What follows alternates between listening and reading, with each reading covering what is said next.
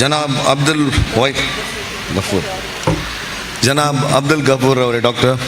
ಹಾಗೆ ಈಗ ತಾನೇ ಭಾಳ ಒಳ್ಳೆಯ ರೀತಿಯಲ್ಲಿ ನಮಗೆ ಮಾರ್ಗದರ್ಶನ ಮಾಡಿದಂಥ ಜನಾಬ್ ಎನ್ ಇಸ್ಮಾಯಿಲ್ ರವರೇ, ಜನಾಬ್ ಕೆ ಎಂ ಶರೀಫ್ ರವರೇ, ಡಾಕ್ಟರ್ ಮೊಹಮ್ಮದ್ ಶರೀಫ್ ರವರೇ, ಮಿಸ್ಟರ್ ನಾಗರಾಜ್ ಬಜಾಲ್ ರವರೇ, ಜನಾಬ್ ಇಸ್ಮಾಯಿಲ್ ಅಲ್ತಾಫ್ ರವರೇ, ಮತ್ತು ನನ್ನ ಮಾರ್ಗದರ್ಶಕರು, ನನ್ನ ರಾಜಕೀಯ ಜೀವನದಲ್ಲಿ ಪ್ರತಿ ಸರಿ ನನಗೆ ಮಾರ್ಗದರ್ಶನ ಮಾಡುವಂಥ ಯೂಸುಫ್ ಅಕಲಡ್ಕರ್ ಅವರೇ,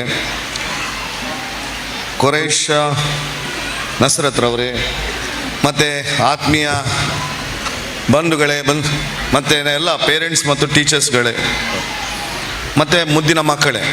ಇವತ್ತು ನಾನು ಜಾಸ್ತಿ ಮಾತಾಡಲಿಕ್ಕೆ ಹೋಗೋದಿಲ್ಲ. ನಮ್ಮ ಪ್ರಿನ್ಸಿಪಾಲ್ರು, ನಮ್ಮ ಮಾರ್ಗದರ್ಶಕರು ಭಾಳ ಚೆನ್ನಾಗಿ ಮಾತಾಡಿದ್ದಾರೆ. ಆದರೆ ನಮ್ಮನ್ನೆಲ್ಲ ಕರೆದು ನಾವು ಮಾತನಾಡಿದ್ರೆ ಹೋದರೆ ಅದು ಸರಿಯಾಗೋದಿಲ್ಲ. ನೀವೇನೋ ಎನಿಸ್ಬೇಡಿ, ರಾಜಕೀಯದವ್ರು ಬಂದು ಮೈಕ್ದಲ್ಲಿ ಮತ್ತೆ ನಿಲ್ಲಿಸುವುದಿಲ್ಲ ಅಂತ. ಅವ್ರಿಗಿಂತ ಕಮ್ಮಿ ಮಾತಾಡ್ತೇನೆ. ಇವತ್ತು ಭಾಳ ಸಂತೋಷದ ದಿನ. ನೀವುಗಳು ನಿಮ್ಮ ಮಕ್ಕಳ ಪ್ರೈಸ್ ಡಿಸ್ಟ್ರಿಬ್ಯೂಷನನ್ನು ಭಾಳ ಸಂತೋಷವಾಗಿ ನೋಡಿದ್ದೀರಿ. ಮತ್ತು ನೀವು ಭಾಳ ಇಂಟ್ರೆಸ್ಟಿಂಗ್ ಅಂದರೆ ನಿಮ್ಮ ಮಕ್ಕಳು ಈ ಸ್ಟೇಜಲ್ಲಿ ಸಾಂಸ್ಕೃತಿಕ ಕಾರ್ಯಕ್ರಮ ಕೊಡಲಿಕ್ಕೆ ನೀವು ವೆಯ್ಟ್ ಮಾಡ್ತಿದ್ರಿ. ನಮ್ಮದಂತೂ ಸ್ವಲ್ಪ ನಿಮಗೆ ಚಾನಲ್ ಚೇಂಜ್ ಮಾಡಿದಾಗೆ, ಟಿ ವಿಯಲ್ಲಿ ಚಾನಲ್ ಚೇಂಜ್ ಮಾಡಿದಾಗೆ ನೀವು ಚಾನಲ್ ಚೇಂಜ್ ಮಾಡಲಿಕ್ಕೆ ಆಗೋದಿಲ್ಲ, ನೀವು ಕೇಳಲೇಬೇಕಾಗ್ತದೆ.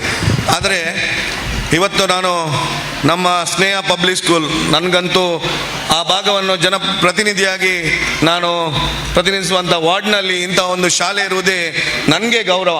ಯಾಕಂದರೆ ನಮಗೂ ಕೂಡ ಇನ್ಫ್ಲುಯೆನ್ಸಿಗೆ ಸ್ನೇಹ ಸ್ಕೂಲಿಗೆ ಸೀಟ್ ಬೇಕು, ಹಾಗೆ ಕಮ್ಮಿ ಮಾಡಿ ಒಂದು ಫೋನ್ ಬರ್ತಾ ಇರ್ತದೆ.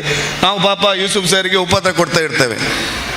ಇವತ್ತು ಪೇರೆಂಟ್ಸ್ನವರು ಇದ್ದೀರಿ, ಇಲ್ಲಿ ನಮ್ಮ ಅಡ್ಮಿನಿಸ್ಟ್ರೇಷನ್ಸ್ ಇದ್ದೀರಿ. ನಮ್ಮಲ್ಲಿ ಮಕ್ಕಳು ಯಾವಾಗಲೂ ನೋಡಿ ಕಲಿಯುವಂಥದ್ದು.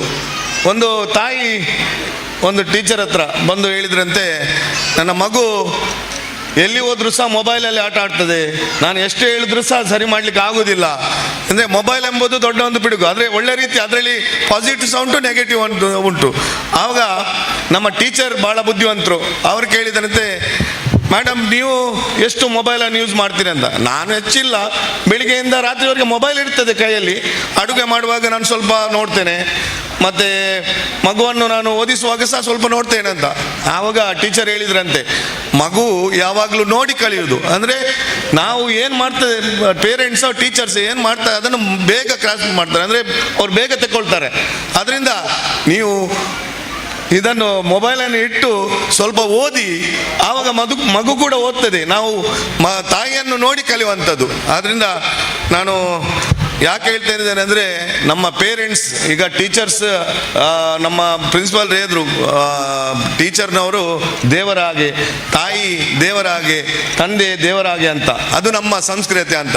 ನಿಮ್ಗೆ ಗೊತ್ತಿರ್ಬೋದು, ಭಾಳ ಫೇಮಸ್ ಸೈಂಟಿಸ್ಟ್ ಥಾಮಸ್ ಎಡಿಸನ್ ಅವರು, ನಿಮ್ಗೆ ಎಲ್ಲರಿಗೂ ಗೊತ್ತುಂಟಲ್ಲ, ಬಲ್ಬನ್ನು ಕಂಡುಹಿಡಿದವರು. ಮೋಷನ್ ಪಿಕ್ಚರ್ಸ್ ಅಂದರೆ ಕ್ಯಾಮರಾ ಮತ್ತು ಟೆಲಿಗ್ರಾಫ್ ಅನ್ನು ಅಪ್ಗ್ರೇಡ್ ಮಾಡಿದಂಥ ಒಂದು ಸೈಂಟಿಸ್ಟ್, ಭಾಳ ರಿಚ್ ಮತ್ತು ಭಾಳ ಫೇಮಸ್. ಆದರೆ ಅವರ ಚೈಲ್ಡ್ಹುಡ್, ಅವರು ಶಿಕ್ಷಣಕ್ಕೆ ಹೋಗುವಂಥ ಸಂದರ್ಭದಲ್ಲಿ, ಅವರು ಸ್ಟೂಡೆಂಟ್ ಆಗಿದ್ದ ಸಂದರ್ಭದಲ್ಲಿ, ಅವರು ಶಾಲೆಯಿಂದ ತಾಯಿಗೆ ಫೋನ್ ಇಲ್ಲ ಆ ಟೈಮಲ್ಲಿ, ಲೆಟರ್ ಏನೋ ಬರ್ತದೆ, ಕ್ಲೋಸ್ಡ್ ಲೆಟರ್, ತಾಯಿಗೆ ಅವರು ಕೊಡ್ತಾರೆ. ಏನೋ ಆ ಲೆಟರನ್ನು ಟೀಚರ್ ಕೊಟ್ಟದಂಥದ್ದು, ಅದನ್ನು ತಾಯಿ ಓದಿದ ಮೇಲೆ ಮಗುವನ್ನು ಕರ್ಕೊಂಡು ಶಾಲೆಗೆ ಮರು ದಿವಸ ಹೋಗ್ತಾರೆ. ಹೋಗಿ ಕೇಳ್ತಾರೆ ಏನು ಸಮಸ್ಯೆ ಅಂತ. ಆವಾಗ ಟೀಚರ್ ಹತ್ರ ಪ್ರಿನ್ಸಿಪಲ್ ಹೇಳ್ತಾರೆ, ಹೀಗೆ ನಿಮ್ಮ ಮಗು ಕರಿಕ್ಯುಲಮ್ ಅಂದರೆ ಈ ಶಾಲಾ ಪಠ್ಯಪುಸ್ತಕದಲ್ಲಿ ಭಾಳ ಪುವರ್ ಇದ್ದಾನೆ, ಜಾಸ್ತಿ ಅವನಿಗೆ ಇನೋವೇಷನ್ ಮಾಡುವಂಥದ್ದು, ಜಾಸ್ತಿ ಕಲಿಯುವಂಥದ್ದು ಅಂದರೆ ಬೇರೆ ಈ ಮಕ್ಕಳಿಗೆ ಮ್ಯಾಚ್ ಆಗೋದಿಲ್ಲ, ನೀವು ಅವರನ್ನು ಈ ಶಾಲೆಯಲ್ಲಿ ನಮಗೆ ಕಲಿಸ್ಲಿಕ್ಕೆ ಆಗೋದಿಲ್ಲ, ಯಾಕಂದರೆ ಬಾಕಿ ಮಕ್ಕಳಿಗೆ ಪ್ರಾಬ್ಲಮ್ ಆಗ್ತದೆ ಅಂತ. ಆವಾಗ ತಾಯಿ ಮಗುವನ್ನು ಕರ್ಕೊಂಡು ಬರ್ತದೆ. ಮಗುವಿಗೆ ಗೊತ್ತಿರೋದಿಲ್ಲ ಪ್ರಿನ್ಸಿಪಲ್ ಏನು ಹೇಳಿರ್ತಾರಂತ.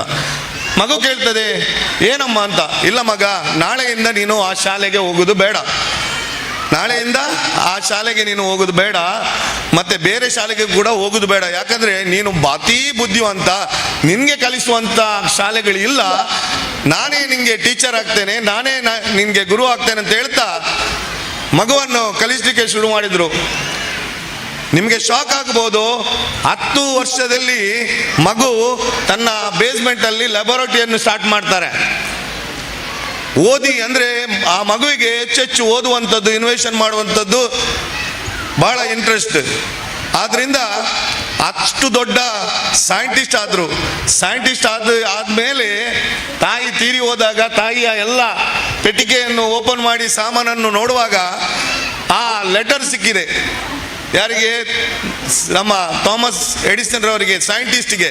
ಅದರಲ್ಲಿ ಆ ಲೆಟರನ್ನು ನೋಡಿ ಆ ತಾಯಿಯ ಮೇಲೆ ಅವನಿಗೆ ಬಹಳಷ್ಟು ಏನು ಗೌರವ ಇತ್ತು, ಅದಕ್ಕಿಂತ ಜಾಸ್ತಿ ಗೌರವ. ಅಂದರೆ ಇವತ್ತು ನನ್ನನ್ನು ಏನಾದರೂ ಮಾಡಿದರೆ, ಇವತ್ತು ಸಮಾಜದ ಅತಿ ದೊಡ್ಡ ಸೈಂಟಿಸ್ಟ್ ಆಗಿದ್ರೆ ಅದಕ್ಕೆ ಮೂಲ ಕಾರಣ ತಾಯಿ ಅಂತ. ಏನಾದರೂ ಆ ದಿವಸ ತಾಯಿ ಅವರಿಗೆ ಏನಾದರೂ ಅಂದರೆ ನೀನು ಬೈತಿದ್ರೆ ಅವರನ್ನು ಒಂದು ಸಹಕಾರ ಮಾಡ್ತಿರಲಿಲ್ಲ, ಆದರೆ ಅಷ್ಟು ದೊಡ್ಡ ಸೈಂಟಿಸ್ಟ್ ಆಗ್ತಿರಲಿಲ್ಲ. ಆದ್ದರಿಂದ ಮೊದಲ ಗುರುವೇ ತಾಯಿ. ನಾವು ಎತ್ತವರು ಏನನ್ನು ಮಾಡಲು ಸಾಧಿಸಲು ಸಾಧ್ಯ ಇದೆ. ಅದಕ್ಕಾಗಿ ನಾನು ಮಕ್ಕಳ ಹತ್ರ ನಾನು ಯಾವಾಗಲೂ ಹೇಳ್ತೇನೆ, ಇವತ್ತು ತಂದೆ ತಾಯಿ ಅವರು ಎಷ್ಟು ಸ್ಯಾಕ್ರಿಫೈ ಮಾಡ್ತಾರೆ ಅಂದರೆ, ಒಂದು 15,000 20,000 ಸಂಬಳ ಬಂದರೆ ಆ ಮಗುವಿನ ಜೀವನಗೋಸ್ಕರ, ಎಜುಕೇಷನ್ಗೋಸ್ಕರ ಅವರನ್ನು ಏನು ಆ ಕಲ್ಲನ್ನು ಮೂರ್ತಿ ಮಾಡಲು ಬಹಳಷ್ಟು ತ್ಯಾಗ ಮಾಡ್ತಾರೆ. ಏನು ಗುರುಗಳು ನಿಮ್ಮನ್ನು ಶಿಕ್ಷಣ ಕೊಡ್ತಾರೋ ಹಾಗೆ ತಂದೆ ತಾಯಿ ಕೂಡ ಬಹಳಷ್ಟು ಪ್ರಯತ್ನ ಪಡ್ತಾರೆ. ಆದ್ದರಿಂದ ಏನು ನಮ್ಮ ಸಂಸ್ಕೃತಿ ಪ್ರಿನ್ಸಿಪಲ್ ಹೇಳಿದ್ರು, ತಾಯಿ ತಂದೆ ಅವರು ದೇವರಾಗೆ. ಆದ್ದರಿಂದ ನಾನು ಮಕ್ಕಳ ಹತ್ರ ಒಂದು ಹೇಳಿಕೆ ಇಚ್ಛಿಸ್ತೇನೆ, ಯಾವಾಗಲೂ ಮನೆಯಿಂದ ಹೊರಗೆ ಹೋಗುವಾಗ ತಂದೆ ತಾಯಿಗೆ ಗೌರವ ಕೊಡುವಂಥದ್ದು. ಏನಂದರೆ ಕಾಲು ಹಿಡಿಯುವುದಾ, ಹಗ್ ಮಾಡುವುದಾ, ಅಲ್ಲ ಅವರಿಗೊಂದು ಕಿಸ್ ಕೊಟ್ಟು ಹೋಗುದಾ. ಹೋದ್ಮೇಲೆ ನಿಮ್ಮ ದಿನವನ್ನು ನೋಡಿ ನೀವು ಬಹಳಷ್ಟು ಅಂದರೆ ಅದು ಚೇಂಜ್ ಆಗ್ತದೆ ನಿಮ್ಮ ಲೈಫ್. ಆದ್ದರಿಂದ ನಿಮ್ಮ ತಂದೆ ತಾಯಿಗೆ ಕೊಡುವಂಥ ಹಾಗೆ ಗುರುಗಳಿಗೆ ಕೊಡುವಂಥ ಗೌರವವನ್ನು ಕೊಡಬೇಕು. ನಾನು ಮಂಗಳೂರು ಮಹಾನಗರ ಪಾಲಿಕೆಯ ಪ್ರತಿಪಕ್ಷದ ಒಂದು ಸದಸ್ಯನಾಗಿ ನನ್ನ ಒಂದು ಎಕ್ಸ್ಪೀರಿಯನ್ಸನ್ನು ಹೇಳ್ತೇನೆ. ನಾವು ಎಲ್ಲಿ ಹೋದರೂ ಕೂಡ ಗೌರ್ಮೆಂಟ್ ಆಫೀಸ್ಗಳಲ್ಲಿ ನಮ್ಮ ಊರಿನವರಿಲ್ಲ, ಬಹಳಷ್ಟು ಕಮ್ಮಿ. ಆದ್ದರಿಂದ ನಿಮ್ಮಲ್ಲಿ ಕಳಕಳಿಯ ವಿನಂತಿ ಮಾಡ್ತಾ ಇದ್ದೇನೆ, ನಿಮ್ಮಲ್ಲಿ ರ್ಯಾಂಕ್ ಕೊಡ್ದವರಿದ್ದಾರೆ ಬಹಳಷ್ಟು. ನಂಗನಿಸ್ತದೆ ಇಲ್ಲಿ 90% ತೆಗೆದವರಿದ್ದಾರೆ, 70% ತೆಗೆದವರಿದ್ದಾರೆ, 98% ತೆಗೆದವರು ಇದ್ದಾರೆ. ಆದರೆ ಅವರೆಲ್ಲ ಈ ಕಂಪನಿಗಳು ಏನು MNCಗಳಿಗೆ ಹೆಚ್ಚು AC ರೂಮಲ್ಲಿ ಕೂತ್ಕೊಳ್ಳುವಂಥ ಕೆಲಸಗಳಿಗೆ ಸಮಾಧಾನ. ಆದರೆ ಅದರಲ್ಲಿ ಬಹಳಷ್ಟು ಸ್ಟ್ರೆಸ್ ಇರ್ತದೆ. ನಿಮಗೆ ಒಬ್ಬ MLA ಒಬ್ಬ ಮಂತ್ರಿ ಮಾಡದಂಥ ಕೆಲಸವನ್ನು ಸರ್ಕಾರಿ ಕೆಲಸ ಸಿಕ್ಕಿದ್ರೆ ನಿಮಗೆ ಜನರ ಸೇವೆ ಮಾಡಲಿಕ್ಕಾಗ್ತದೆ, ಜನರಿಗೆ ಸಹಕಾರ ಮಾಡಲಿಕ್ಕಾಗ್ತದೆ.